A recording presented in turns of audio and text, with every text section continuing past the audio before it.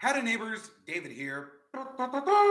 And today on Boondock Stallions, I'd like to talk about the upcoming movie Lightyear. Now, before we get started, go ahead and give this video a like and subscribe, and we'll get this started because I am really excited about this one. So, first things first, we know absolutely nothing, zero, nada, zilch about what's going to happen in the upcoming Lightyear movie. The only thing that we know is that this isn't going to be a movie starring Tim Allen as the toy Buzz Lightyear. This is going to be a movie about the actual Buzz Lightyear in the Pixar universe that the toy was based on. This time, Tim Allen's not even going to be in the movie. We're getting Chris Pratt instead to be voicing the live action version. I mean, it's still animated, but the real life version, I guess, of version of Buzz Lightyear. So with that in mind, theories and speculation abound. I think I've got a perfectly good scenario for how the story could play out and an ending based on two already pre-existing movies. You see, the thing with Pixar and most Disney animated movies is it's okay for them to steal from other movies and use their storylines or their plot points to make one of their stories work. It's gone around the world anytime anybody's ever told a story. So there's nothing wrong with the idea of using other movies to base this movie on. Having said that, I would like to toss up the original G.I. Joe with Channing Tatum and Marlon Wayans framework to be the build for this Buzz Lightyear solo film. And what I mean is that this is going to be some elite group, this elite group of soldiers like the G.I. Joes, maybe a Space Force, Space Academy. It's Buzz Lightyear. Obviously, we're going to have their own version of Space Force and what SpaceX and all that nonsense that we're doing here in the U.S. now. So, like the Joes in that movie, they're being given new suits, new armor, new gear, soldiered up. They're the best of the best of the best, and they've got a mission. And when I say the framework for the G.I. Joe movie, I would really like to point out Joseph Gordon-Levitt's character starting out as a good guy, being allegedly killed, and then coming back at the end of the movie to reveal that he was Cobra Commander all along. You see, that character right there could be, if they're going to stick with the idea that Zurg is Buzz Lightyear's father, that would work out on how he was Buzz Lightyear's father, died in a mission, was presumed dead, and comes back as the villain, the evil Emperor Zurg.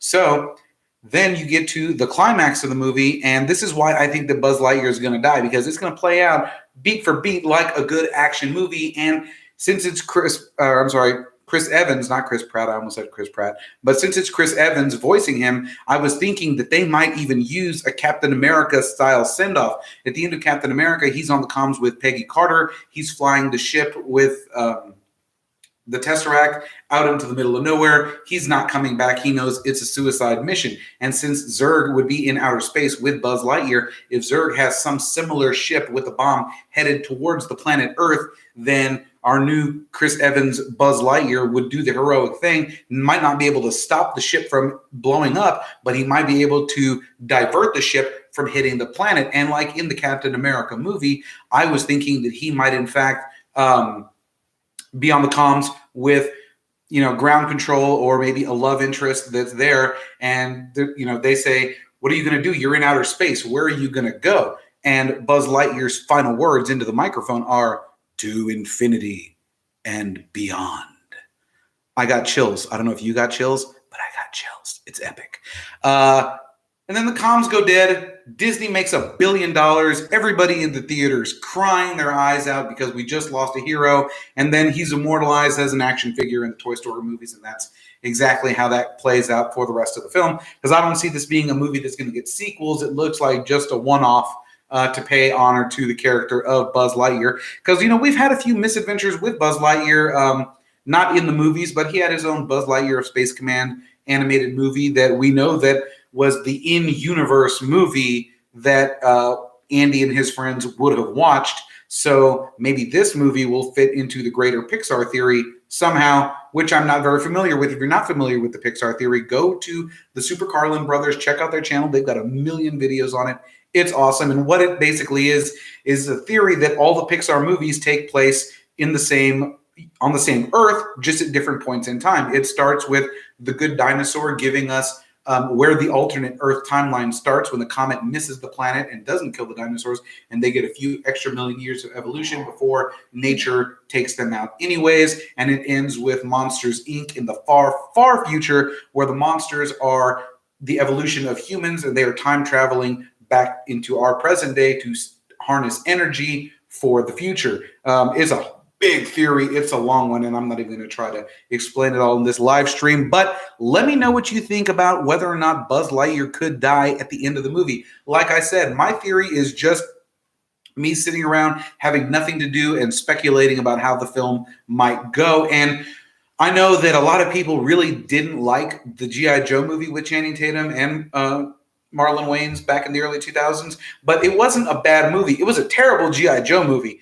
Don't mistake me at all. I mean, as far as G.I. Joe goes, putting them in a suit to enhance them was just a stupid idea. They're Joes. They are the elite. They don't need the suit. But as just an action movie, as just a guns and bang bang shoot 'em up sci-fi, yeah, it was a fun movie, and I really enjoyed it, and it doesn't get the respect it deserves, and I feel like maybe using its story framework to do this Buzz Lightyear story would actually be a really cool concept with the Captain America ending, because it's Buzz Lightyear and he would die, in fact, a hero's death. Let's see. Oh, speaking of G.I. Joe movies not getting the respect they deserve, so they're making G.I. Joe 3. Now, I don't want you to be confused with the Snake Eyes movie that's coming out, because there is a Snake Eyes origin story, but that's its own little bubble universe, like X-Men Origins Wolverine. They're going to pretend it's its own thing. But they're actually making part 3 to the original 2 G.I. Joe movies. And I'm really interested to see how that's going to go, because it's been quite some time since that second movie came out. The only one returning that we know of is Dwayne "The Rock" Johnson, and I'm really hoping that he gets the hashtag Restore the Snyderverse going with his Black Adam movie. Let me know what you think down in the comments. Be excellent to each other, and party on, dudes.